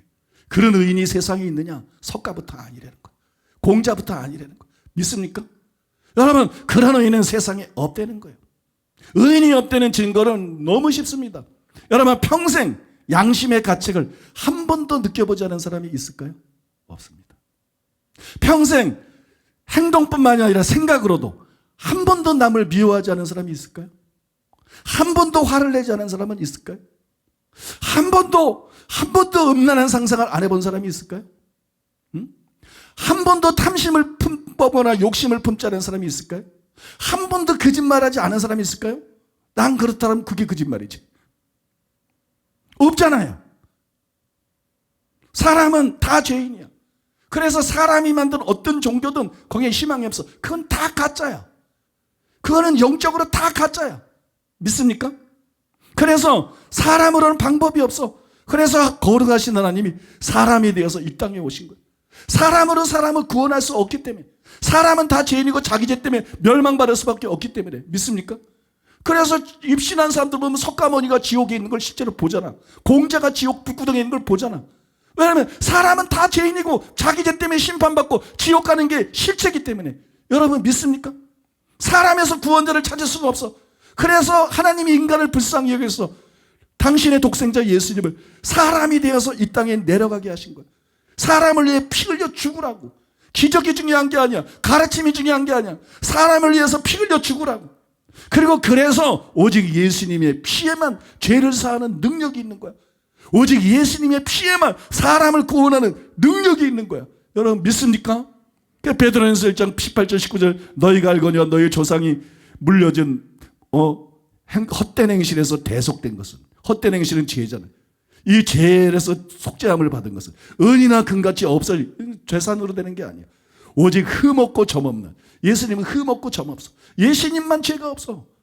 오직 흠없고 점없는 어린 양 같은 그리스도의 보배로운 피로 한 것이니라. 그러니까 예수님의 피가 얼마나 보배로냐? 재벌의 재산보다 훨씬 보배로. 예수님의 피 한 방울이 삼성의 전체 자산보다 훨씬 보배로. 지구의 전체 재산보다 훨씬, 지구 전체보다 훨씬, 지구 전체의 모든 금은보화 재산과 땅을 다 바쳐도 한 사람의 죄도 사할 수가 없어. 한 사람의 하나의 죄도 사할 수 없어. 예수님의 피는 전 인류의 죄를 사하고도 남습니다. 예수님 한 번 돌아가셨는데 사람은 많은데 왜 한 사람이 죽었으면 한 사람만 구원받이? 예수님은 하나님이십니다. 짐승과 사람의 가치가 다른 것처럼 조물주와 사람의 가치는 무한히 다릅니다. 예수님 한 분의 가치는 전 인류를 능가합니다. 믿습니까 여러분? 예수님 한 분이 십자가에 피 흘리심으로써 모든 사람들이 회개하고 믿으면 제사 안 받고 구원받을 수 있는 길이 열린 것이에요. 예수님밖에 없는 거예요. 사람이 죄 용서받고 사람이 구원받고 사람이 지옥을 피하고 사람이 천국 갈 수 있는 것은 예수님밖에 없는 것이에요. 그래서 요한복음 14장 6절에서 예수님이 거짓말하겠어요. 정직하게 말씀하는 거예요. 내가 곧 길이요 진리요 생명이다. 근데 내가 여러 길 중에 하나가 아니다. 이거 다 이단입니다. 붙여 믿어도 되고 이건 다 이단입니다. 그건 다 지옥에 갈 자들입니다. WCC 이거 진짜 WC하고 비슷한 거야. 이건 다 이단입니다. 이단. 자유주의 신학 다 이단입니다. 조심해야 됩니다, 여러분. 성공회, 한신, 기성, 감리교 다 조심해야 됩니다. 다 조심해야 돼. 정신 차리고 정확하게 분별해야 됩니다. 동성애 옹호하는 거, 종교 다원주의, 성경의 절대적인 권위를 부인 이거 기독교 아닙니다. 전부 이단입니다. 전부 이단이. 왜냐하면 예수님이 분명히 말씀했어요. 내가 곧 길이요 진리요 생명이다. 석가도 길이다 이러지 않았어요. 내가 곧 길이요 진리요 생명이다. 나로 말미암지 않고는 예수님 뿐이라는 거예요. 아버지께로 올 자가 없느니라. 아버지 하나님이 어디 계세요? 천국에 계시잖아요. 나로 말미암자고는 아버지께로 올 자가 없느니라. 천국에 올 자가 없느니라. 석가를 통해서는 천국에 올 수가 없다. 공자를 통해서는 천국에 올 수가 없다. 마음의 뜻 통해서는 천국에 올 수가 없다. 나로 말미암적으로 천국에 올 자가 없느니라. 누구의 말입니까? 말은 다 할 수 있어. 병을 고치고 귀신을 내쫓고 바다를 걷고 음식을 불어나게 하고 물로 포도주를 만들고 죽은 자를 살리신 분의 말입니다. 죽을 목표로 삼고 십자가에서 피 흘려 죽으시고 말씀한 대로 3일 만에 부활하신 분의 말입니다. 그냥 말쟁이가 아닙니다. 그냥 종교쟁이가 아닙니다. 그냥 교주가 아닙니다. 죽음을 이기고 부활하신 분의 말입니다. 믿습니까? 나로 말미암자는 아버지께로 올 자가 없다. 사도행전 4장 12절 다른 이에서는 구원을 받을 수 없나니 천하 사람 중에 구원받을 만한 다른 이름을 우리에게 주신 일이 없습니다. 예수라는 이름이 뭡니까? 자기 백성을 저희 죄에서 구원할지어다. 예수님의 이름 자체가 그거예요. 예수라는 이름은 하나님이 지어준 거예요. 마리아가 지은 게 아니에요. 그죠? 계시를 통해서 하나님이 지어준 거예요. 예수님이 이 땅에 왜 보냈는지 목적을 보여주는 거예요. 다른 사람의 죄, 인류의 죄를 짊어줄 사람을 내가 찾았으나 찾지 못했다. 석가도 아니다. 공자도 아니다. 마음의 뜻도 아니다. 그 누구도 아니다. 없다. 인간족은 다 죄인이고 다 그놈이 그놈이다. 속을 들여다보니까 다 썩었는데 점잖은 척하고 뭐 군자인 척하고 몰대하는 척하고 헛짓거리더라고. 다 죄인이다. 믿습니까? 그래서 방법이 없기 때문에 예수님이 이 땅에 보내시면서 예수님을 왜 이 땅에 보냈는지 동정여행에서 탄소해요. 마리아가 남자고 관계도 안 가졌는데 성령이 임해가지고 성령의 능력으로 하나님의 사람을 창조한 분인데 성령이 사람을 창조한 분인데 애 하나 못 만들어? 믿습니까? 그래서 동정녀 마리아의 몸에서 태어나게 만드셔가지고 죄 없는 예수님이 이 땅에 태어나게 하셨죠. 그 다음에 여러분 예수님이 이름을 지어준 거예요. 이 아이의 사명이 뭔지 아느냐? 이 아이가 왜 엄마 아빠한테서 태어나는 게 아니라 하나님의 성령의 능력에 의해서 처녀의 몸에서 이렇게 태어나게 만드는지 아냐? 나는 이 아이에 대한 목적이 있다. 믿습니까? 저희 자기 백성을, 자기를 믿는 사람들을 죄에서 구원하기 위해서 보내는 사람입니다. 그래서 지옥 청벌을 피하고 천국에 들어갈 수 있게 위해서 보내는 사람입니다. 이 아이는 사람이 아니라 하나님이다. 이사야 9장에 말한 것처럼 영존하시는 아버지, 전능하시는 하나님이라고 말한 것처럼 예수님에 대해 이 아이는 단순히 사람이 아니라 하나님이다. 사람에게서는 방법이 없기 때문에 사람에게서 찾고 찾았지만 없기 때문에 믿습니까? 하나님이 이 땅에 사람들을 불쌍히 여기고 구원하기 위해서 내려오신 분이다. 여러분 예수님은 이런 분입니다. 석가하고 비교할 수가 없는 분이에요. 공자 같은 거하고는 비교할 수가 없는 분이에요. 마호메트 같은 것들 이런 거하고는 비교할 수가 없는 분이에요. 믿습니까? 그 누구하고도 비교할 수가 없는 분이에요. 그분이 바로 예수님이고 그분이 바로 인류의 유일한 희망이고 그분이 바로 유일한 죄의 해결책이고 유일한 구원자이시고 우리가 믿어야 될 분인 줄로 믿습니다. 여러분 제가 지금까지 설명해 드린 것은 추호의 거짓이나 과장이 없는 참되고 영원한 진리예요. 그리고 이 모든 것이 사실이고 참 진리라는 것을 믿을 수 있게끔 하나님께서 증거를 주셨는데 그게 부활입니다. 그게 바로 부활이에요. 그래서 바울이 여러분 본문 31절에서 이른 이의 그를 죽은 자 가운데서 다시 살리신 것으로 모든 사람에게 믿을 만한 증거를 주셨음이니라 이렇게 말한 것이. 이제 제가 말씀을 좀 마무리 짓고자 하는데 여러분 역사를 거슬러 올라가서 생각해 보십시오. 목수 출신의 한 시골 청년이 나타나가지고 자신이 어떤 방식으로 죽을 것인지 정확하게 예고했습니다. 더구나 죽은 지 3일 만에 죽음을 이기고 다시 살아날 것이라고 과감하게 주장했습니다. 훗날 예수님을 흉내낸 일부 극소수 사이비 교주들 외에는 세계 4대 성인을 비롯해서 어떤 종교의 창시자도 감히 이런 주장을 한 사람이 없어요. 이런 일을 이룰 수 없을 뿐만 아니라 이런 주장을 할 생각을 못해요. 왜냐하면 석가가 생각해봐도 죽었다 살아난다 불가능한 거야. 공자가 생각해봐도 누가 생각해봐도 어떤 교주가 죽었다 자기가 다 살아난다 이건 불가능한 거야. 죽으면 끝인 거야. 자기는 방법이 없는 거야. 자기는 사람인 거야. 믿습니까? 사람들이 과다평가해서 그런 존재가 아닌 거야. 그냥 사람인 거야. 응? 죽으면 심판받고 천국 지옥 믿느냐면 가는 것이지 죽음을 이기고 다시 살아날 재간이 없는 거예요. 그것이 불가능하다는 것을 너무나 잘 알고 있는 것이. 그래서 아무도 그런 주장을 감히 하지 못했어요. 예수님 홀로 이런 주장을 했습니다. 근데 이 주장이 너무나 기이한 주장이기 때문에 사람들이 보기에 불가능해 보이는 거예요. 저거 안 되지. 못 믿겠는 거예요. 심지어는 예수님의 제자 베드로부터 못 믿는 거예요. 예수님 제자들까지도 못 믿는 거예요. 그런데도 예수님은 줄기차게 그런 말씀을 자꾸 하시는 거야.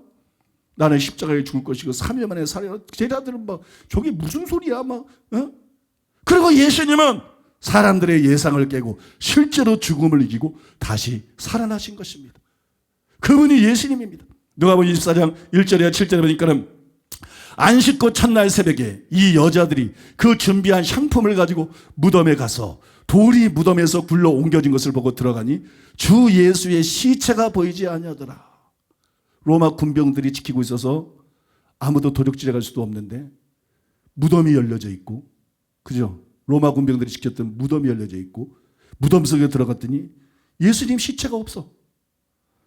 이로 인해서 근심할 때 문득 찬란한 옷을 입은 두 사람이 곁에 섰는지라 여자들이 두려워 얼굴을 땅에 대니 두 사람이 이르되 어찌하여 살아있는 자를 죽은 자 가운데서 찾느냐.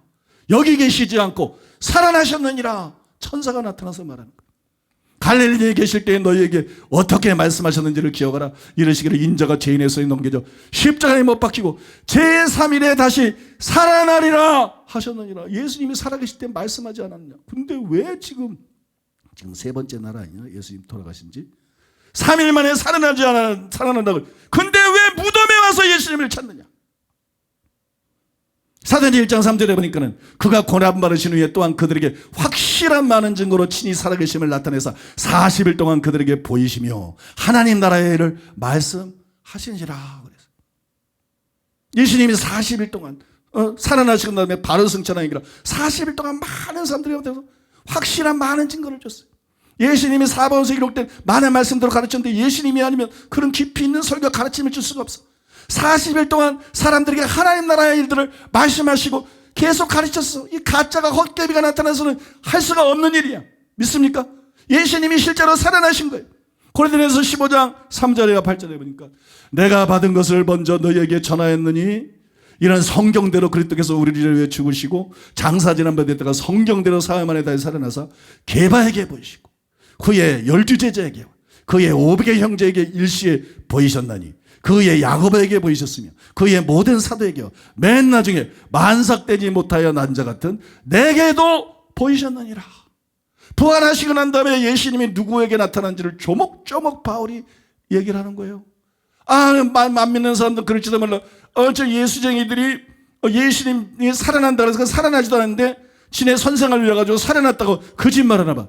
그런데 그럴 수가 없어. 왜냐면 거기에는 예수님 동생 야고보는 예수님을 안 믿었던 사람이고 예수님이 돌아가시던 예수님을 안 믿은 사람이고 그러니 거기에 동참할 리가 없고 사도 바울은 더구나 예수님을 증오하고 미워하고 예수 믿는 사람들을 잡아다가 고문하고 죽이고 박해하는 대표적인 박해자인데 다음의 석도성에서 사도행 9장에 나타난 것처럼 예수님이 그에게 나타나 보신 거예요.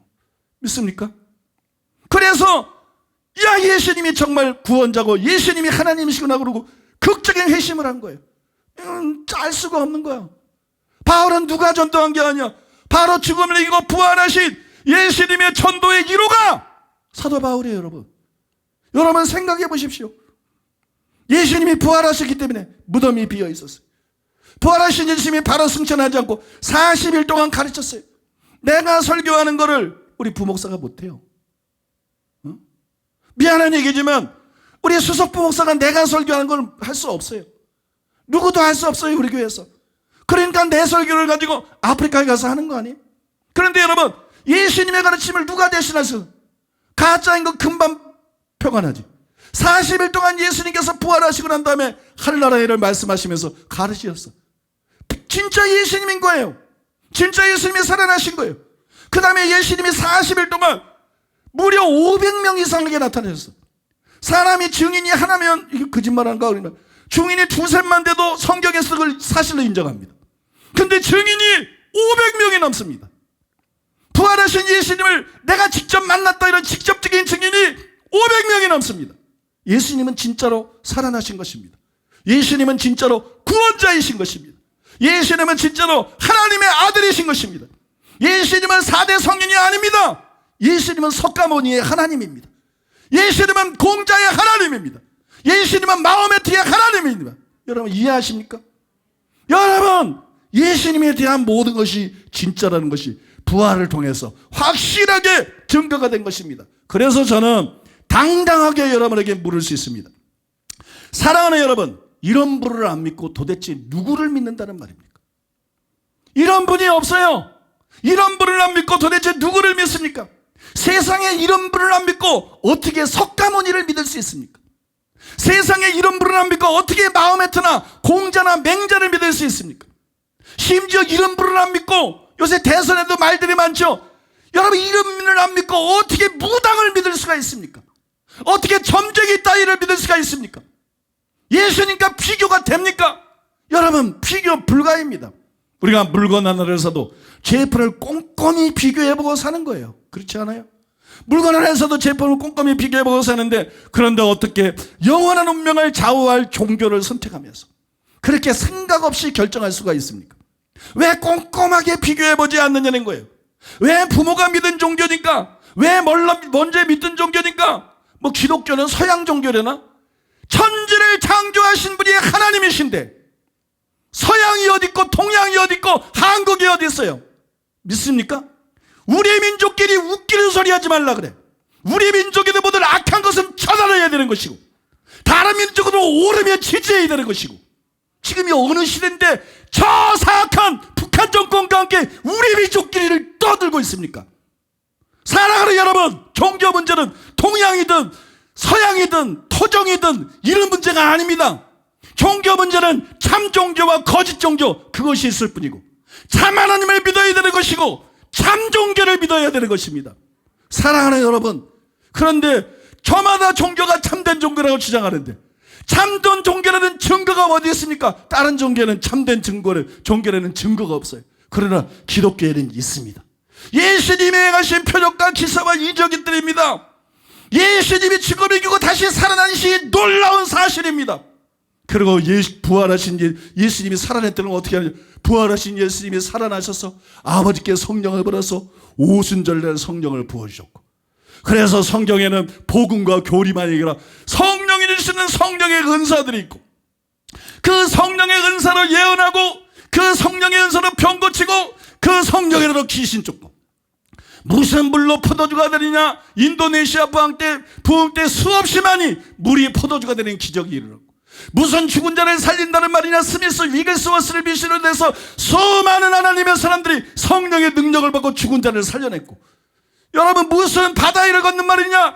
여러분 저 중국의 위대한 전도자 마마캉이 실제로 바다 위를 걸었고, 여러분 성경에 나온 그 모든 것이 성령 받은 기독교인들을 통해서 교회를 통해서 재현이 되고 다 증명이 된 것입니다.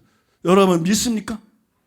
여러분 예수님이 살아나지 않았으면 예수님에 대한 이야기로 끝나지만 예수님은 진짜 살아나셨고 그 예수님이 아버지께 성령을 받아서 오순절날 교회에 부으셨기 때문에 교회 여러분 하나님의 종들과 하나님의 백성들을 통해서 이런 일들이 초대교회 이후로 지금까지 지속적으로 일어나왔던 것이에요.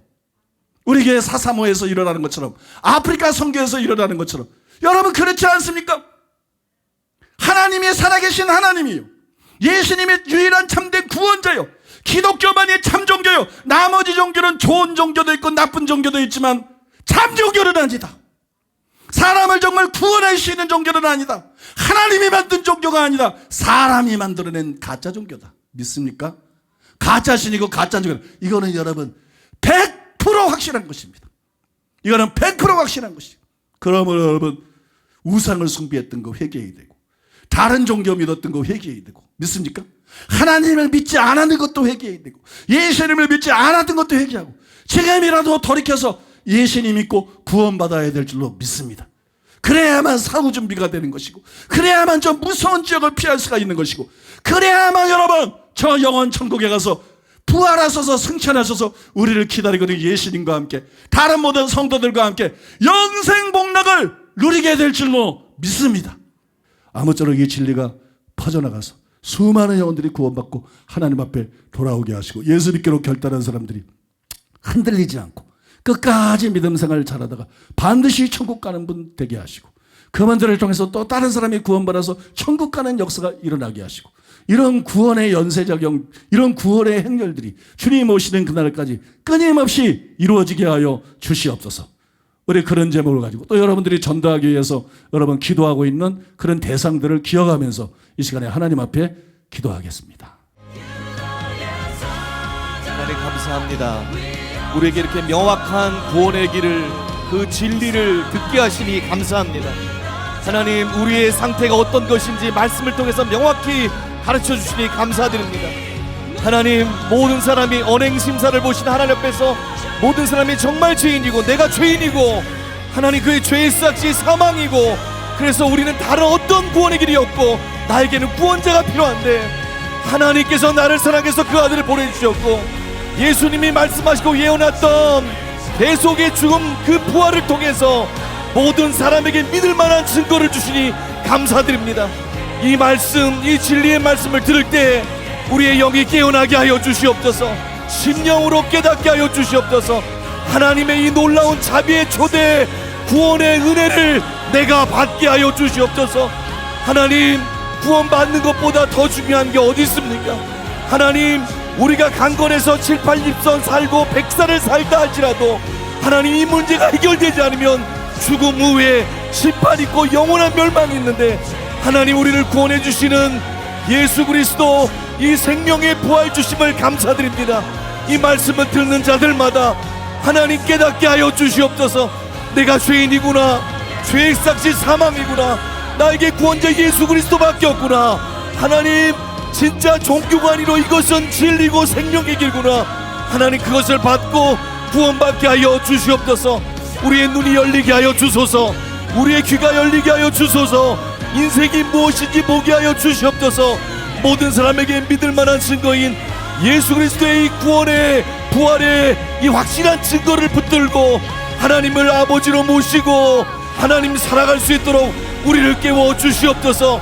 하나님, 이 확실한 진리가 곳곳으로 증거되게 하여 주시고, 그래서 우리 가족들이 예수 믿게 하여 주시고, 우리의 지인들이 예수 믿게 하여 주시고, 이 나라의 백성들이 예수 믿게 하여 주시고, 열방의 전화보다 귀한 영혼들이 이 메시지를 통해서 살아날 수 있도록 주여 역사하여 주시옵소서.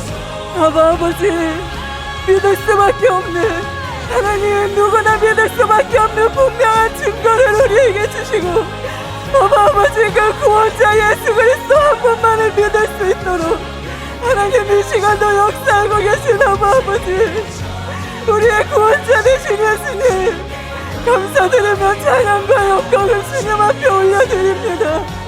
아버지, 우리의 이성을 하나님, 우리의 눈과 우리의 마음을 여셔서 아버지, 누구나 믿을 수밖에 없는 살아계신 예수 그리스도, 아버지, 나의 생명이요 구원자 되신 그 단 한 분만을 이 시간 전심으로 믿고 하나님 생명으로 거둔다 아버지의 자녀로 살아갈 수 있는 은혜로 하나님 이 시간 충만하게 임하여 주시옵소서. 아버지, 우리의 죄를 위하여 아버지 이 땅에 오신 예수님, 살아계신 하나님, 주님 한 분만을 하나님 이 시간 나의 생명이요 길이요 진리요 믿으며 하나님 우리가 새롭게 삶을 얻어 아버지의 진정한 하나님의 자녀로 살아갈 것입니다. 아버지, 반드시 천국에 들어가는 하나님 구원받은 백성이 될 것입니다. 아버지, 지금 이 시간 우리에게 역사하여 주시옵소서. 주의 성령님 우리의 마음을 만져주시고 아버지, 우리의 죄를 책임지시고 아버지, 우리의 모든 죄를 담당하시며 모든 죄책으로부터 우리를 구원하시고 참된 생명을 얻게 하실 아버지, 그 예수님 한 분만을 아버지 간절히 의지하며 믿고 새 생명으로 거듭날 수 있도록 아버지 역사하여 주시옵소서. 우리의 생명의 빛 되신 예수님, 우리를 사망에서 옮겨 생명의 나라로 우리를 인도하신 예수님, 아버지 감사드리고 찬양드리고 경배드립니다. 죄된 우리 인생들을 구원하여 아버지의 품 안으로 이끄시기 위하여 자신의 생명을 들여 이 땅에 오신 우리 예수님의 그 은혜, 아버지, 우리가 결단코 잊지 아니하고 하나님을 온전히 섬길 수 있는 백성들 다 되게 하여 주시옵소서. 아버지, 아버지의 뜻을 행하기 위하여 순종하여 이 땅에 오셔서 하나님 자신이신 주님이 겸손함으로 낮아지셔서 우리에게 생명 주신 그 주님을 아버지의 마음으로 영접하고 모두가 영생을 취하며 구원을 얻을 수 있도록 이 놀라운 복음 진리를 주셨사오니 아버지 주님을 찬양하고 경배드리고 찬송드립니다. 아버지 마음의 빗장이 열리게 하소서. 문 밖에서 두드리시는 주님의 음성에 마음의 굳은 마음을 제하시고 살같이 부드러운 마음을 주시사 생명의 주 구원의 주로 이 땅에 오신 그 예수님을 영접하고 영원한 생명을 얻고 구원을 얻는 백성들 되게 하소서. 죄인된 인생들을 아버지 하나님 인간의 만물보다 더 부패한 우리 인생들의 죄된 마음을 감찰하시고 살피시는 하나님 앞에 누가 그 선하신 주님 앞에 설 수가 있겠습니까? 그러나 주님이 우리의 죄를 핏값으로 사셨사오니 우리를 자녀 삼아주신 이 놀라운 생명의 말씀 앞에 반응할 수 있는 우리 모두들 될 수 있도록 아버지 이 시간에 은혜를 베풀어 주시옵소서. 나는 구원자로 이 땅에 왔다. 나는 생명을 주기 위해 이 땅에 왔다. 주의 음성을 듣고 반응하게 하여 주시옵소서. 길이요 진리요 생명 되신 그 주님 예수님으로 말미암지 않고서는 구원을 얻을 다른 이름을 주신 이가 없기에 영원한 생명 참 구원을 이루러 하나님 아버지 앞으로 돌아올 수 있는 이 시간 모두 될 수 있도록 아버지의 은혜를 베풀어 주시옵소서. 아버지 생명을 불어넣으시는 아버지를 찬양하며 경배합니다. 영광으로 임하시는 아버지 경배를 드립니다. 나의 구원자가 되어주시고 이 땅의 인류의 구원자가 되어주시기 위하여 아버지 이 땅에 죽으러 오신 주님을 찬양하며 경배합니다. 예수님만이 생명이십니다. 예수님만이 진리이십니다. 예수님만이 길이십니다. 우리를 너무나 사랑하시기에 우리에게 영원한 생명을 주시기를 원하시고 아버지의 생명을 주시기를 원하셔서 그 아들을 아낌없이 십자가에서 못 박혀 죽기까지 그 내어주신 아버지의 그 무한하신 사랑 아버지 우리를 향한 무한하신 자비 그 사랑에 아버지 우리의 마음을 다 내어드립니다.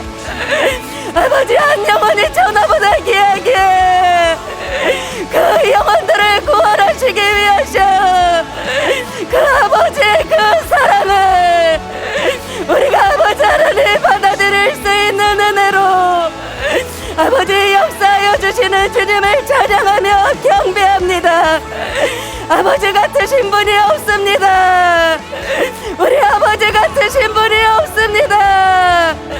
아버지 우리가 마음을 낮추고 오늘의 이 생명의 말씀 이 진리의 말씀을 받아들여 아버지 지옥이 아니라 영원히 사는 그 천국에 갈 수 있도록 아버지 역사하여 주시옵소서.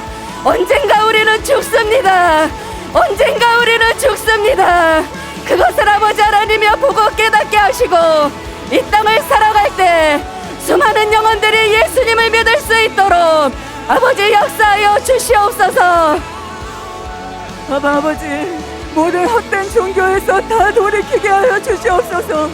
아버지 죄인된 사람일 뿐이 아버지 이 땅의 수많은 종교들 아버지 성인들 그들의 그 모든 거짓과 아버지 그 모든 어리석은 교리 가운데서 하나님 우리가 돌이킬 수 있는 은혜로 쏟아부어 주시옵소서.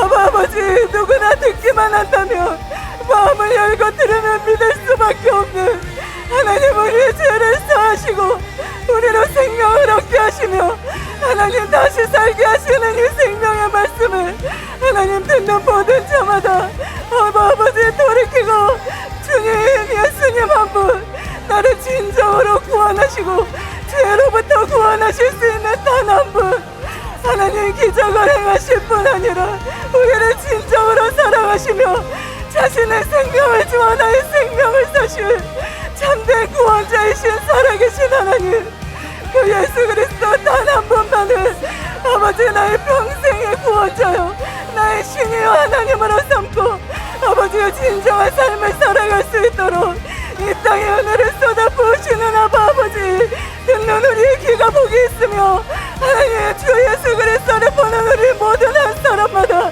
구원을 얻게 하소서. 우리의 가족과 친지들의 이 참된 복음의 말씀 가운데 하나님이여 참으로 거듭나게 하소서. 아버지 헛된 이론에서 헛된 사상에서 하나님 다 깨어나게 하시고 진정한 죄로부터의 구원을 하나님 얻게 하여 주시옵소서. 아버지 하나님의 성품과 생명으로 이 땅을 살아가는 하나님 참된 모든 그리스도인들로 다 살아갈 수 있는 은혜를 이 시간 쏟아부어 주시옵소서. 아버지의 은혜를 베풀어 주시옵소서. 한 번뿐인 인생 절대로 후회 없는 삶을 살게 하소서.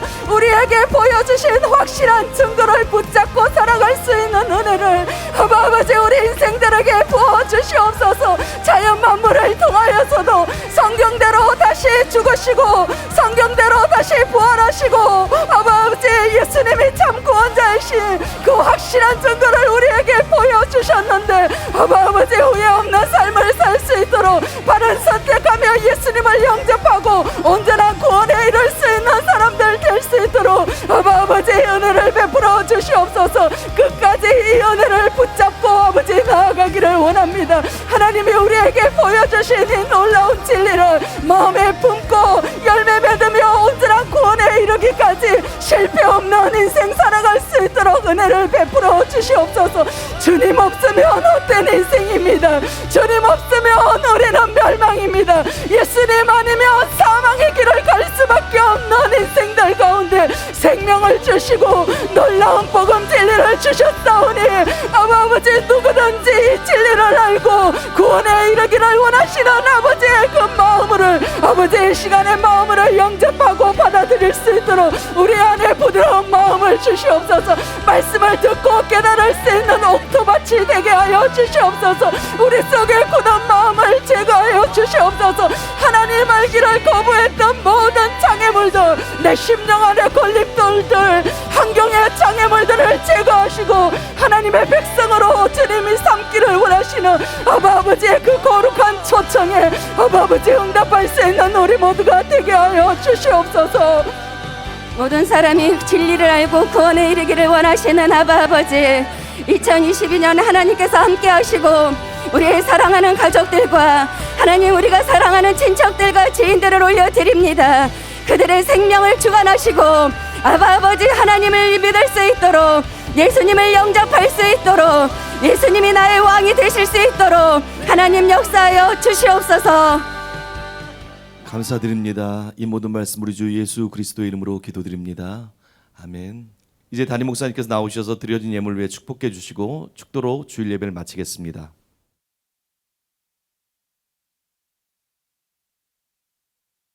먼저 지난번에 한 설교 듣게 하시고 오늘 설교 듣게 하시고 그 다음에 다음 주 모시고 오면 거의 모두 예수 믿습니다.